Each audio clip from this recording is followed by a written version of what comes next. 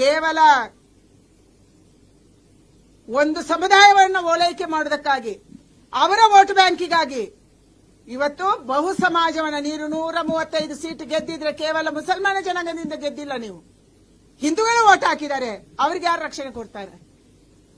ರಾಜ್ಯದಲ್ಲಿ ಪ್ರತಿನಿತ್ಯ ನಡೆಯುವಂತ ಘಟನೆಯಿಂದ ಇವತ್ತು ಜನ ಭಯದಲ್ಲಿದ್ದಾರೆ. ಅದಕ್ಕಾಗಿ ನಾನು ಆಗ್ರಹ ಮಾಡ್ತೀನಿ, ಈ ಎಲ್ಲ ಕೇಸನ್ನ ನೀವು ಎನ್ಐಎಗೆ ಕೊಡಿ ಮತ್ತು ತನಿಖೆ ಮಾಡಿ ಸೀರಿಯಸ್ಲಿ. ಭರತ್ ಮತ್ತು ಶರಣ್ ಪಂಪಲ್ ಅಂತ 100 ಕಾರ್ಯಕರ್ತರಿಗೆ ರಕ್ಷಣೆ ಕೊಡಿ. ಇಲ್ಲ ಅಂದ್ರೆ ಕಾಂಗ್ರೆಸ್ ಮುಳುಗಡೆಯಾಗುತ್ತೆ. ಇವತ್ತು ಉತ್ತರದಲ್ಲಿ ಪಪ್ಪು, ದಕ್ಷಿಣದಲ್ಲಿ ಟಿಪ್ಪು, ಇಬ್ರು ಸೇರ್ಕೊಂಡು ದೇಶ ಮುಳುಗಿಸ್ತಾ ಇದ್ದಾರೆ.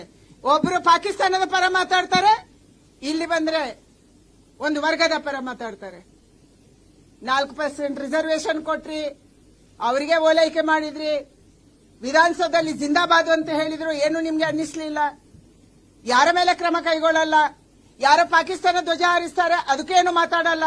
ಪೊಲೀಸ್ ಸ್ಟೇಷನ್ ನುಗ್ತಾರೆ, ನಮ್ದೇ ಪೊಲೀಸರಿಗೆ ಹೊಡಿತಾರೆ, ನೀವೇನು ಕ್ರಮ ಕೈಗೊಳ್ಳಲ್ಲ. ಇದು ಇವತ್ತು ದಕ್ಷಿಣದ ಕರ್ನಾಟಕದ ನವ ನಾಯಕ ಟಿಪ್ಪುವಿನ ದರ್ಬಾರು. ಇದು ನಡೀತಾ ಇದೆ ಕರ್ನಾಟಕದಲ್ಲಿ. ಇದಕ್ಕೆ ಕೊನೆ ಆಗಬೇಕಾಗಿದೆ. ಅದಕ್ಕಾಗಿ ನಾನು ಆಗ್ರಹ ಮಾಡುವಂತದ್ದು, ಈ ಕೇಸಿನ ಜಾಡು ಹಿಡಿದು ನಾವು ಹೋಗಬೇಕಾಗಿದೆ. ಈ ಜಾಡು ಹಿಡಿಬೇಕಂದ್ರೆ ಎನ್ಐಎ ಮಾತ್ರ ಸಾಧ್ಯ. ಅದಕ್ಕಾಗಿ ಎನ್ಐಎ ಕೊಡಬೇಕನ್ನುವಂತ ಆಗ್ರಹವನ್ನು ನಾನು ಮಾಡ್ತಾ ಇದ್ದೀನಿ.